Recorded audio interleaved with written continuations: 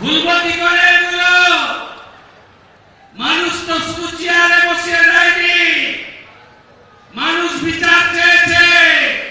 পুলিশকে বলেছে খাতা পেন নিয়ে কাল থেকে বসুন। গত 5 বছর বা তারও আগে যত অত্যাচার হয়েছে অভিযোগ দিতে হবে, এফআইআর করতে হবে, গ্রেফতার করতে হবে, কোন গুন্ডা বাড়িতে থাকবে না। এদিন ডায়মন্ড হারবারে শুভেন্দু অধিকারীর সঙ্গে দেখা করতে যান এলাকার তৃণমূল বিধায়ক পান্নালাল হালদার। মুখ্যমন্ত্রী আসছেন, আমি মনে করি একজন বিধায়ক হিসেবে আমার তাকে স্বাগত জানানো। এমএলএ পান্নালাল হালদার আমাকে স্বাগত জানাতে গেছে। সারা রাজ্যে ভোট মিটে গেছে, নতুন সরকার গঠন হয়েছে, তবে সামনের সপ্তাহে ফের ভোটের লাইনে দাঁড়াবেন ফলতাবাসী। পুনর্নির্বাচনে শুধু দেবাংশু পণ্ডাকে জেতানো নয়, 1 লক্ষের বেশি ভোটে জিতিয়ে আমাদের কাছে পাঠাবেন। 21শে মে বৃহস্পতিবার দক্ষিণ 24 পরগনার ফলতা বিধানসভায় পুনর্নির্বাচন। মুখ্যমন্ত্রী হবার পর প্রথমবার সেই ফলতাতেই কর্মী সভা করলেন শুভেন্দু অধিকারী। বেঁধে দিলেন টার্গেট, বার্তা দিলেন শান্তিপূর্ণ ভোটে। 1 লক্ষ মার্জিন চাই, আর চাই শান্তিপূর্ণ ভোট। কুকুর মানুষের পায়ে কামড়ায়, মানুষ কুকুরের পায়ে কামড়ায় না। আমরা ওই রকম জামাতি তৃণমূল নই। আমরা বলি না 4 তারিখে দুপুরের পরে ডিজে বাজবে। আমাদের রাজ্য সভাপতি বলেন অভিনন্দন যাত্রা করুন, অনিচ্ছুকের গায়ে আবির দেবেন না। 29শে এপ্রিল ভোট হয়েছিল দক্ষিণ 24 পরগনার ফলতায়, তবে ব্যাপক কারচুপির অভিযোগে সেই ভোট পুরোপুরি বাতিল করে দিয়েছে নির্বাচন কমিশন। সেখানে ফের ভোট হবে বৃহস্পতিবার, যেখানে বিজেপি প্রার্থী দেবাংশু পাণ্ডা, অন্যদিকে তৃণমূলের প্রার্থী জাহাঙ্গীর খান, যার বিরুদ্ধে ভোট সন্ত্রাস, ভোট লুট, ভয় দেখানো, হুমকি, মারধর, তোলাবাজি, অনিচ্ছাকৃত খুন সহ একাধিক অভিযোগ রয়েছে।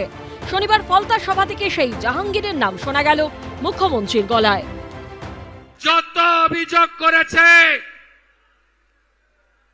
সাধারণ নির্বাচনের সময় সবগুলোর বিরুদ্ধেই ব্যবস্থা হবে। সব এফআইআর হয়েছে, গুন্ডামি করতে দেব না। কোথায় পুষ্পা? কোথায় আপনি?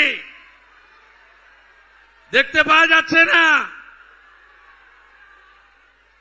2021 পোস্ট পোল ভায়োলেন্স, জাতীয় মানবাধিকার কমিশন 19 জনকে নটোরিয়াস ক্রিমিনাল ঘোষণা করেছিল, যার মধ্যে এই ভাইপোর জাহাঙ্গীরও ছিল। আমার উপরে ছেড়ে দিন, আমার উপর ছেড়ে দিন, আমি ওর দায়িত্বটা নিয়ে গেলাম। এদিন হুমকি সন্ত্রাসের বিরুদ্ধে ভোটারদের উদ্দেশ্যে বার্তাও দিয়েছেন মুখ্যমন্ত্রী। একটাই প্রশ্ন ছিল আমার, কতদিন ভোট দিতে পারেননি? বলল ভাইপো যতদিন এসেছে ততদিন ভোট দিতে পারিনি। এই পুনর্নির্বাচন শুধু একটা এমএলএ জেতানোর নির্বাচন নয়।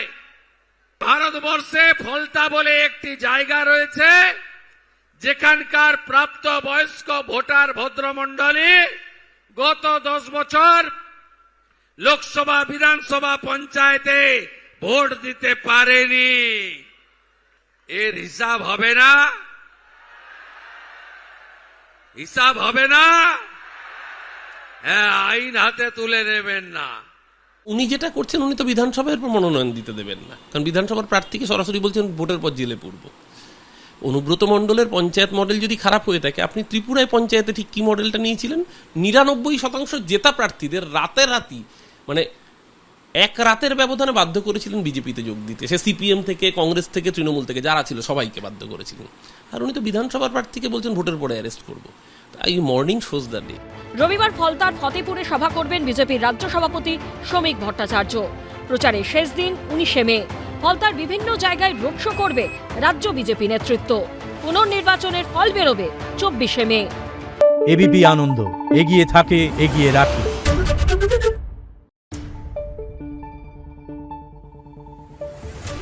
নিউজ।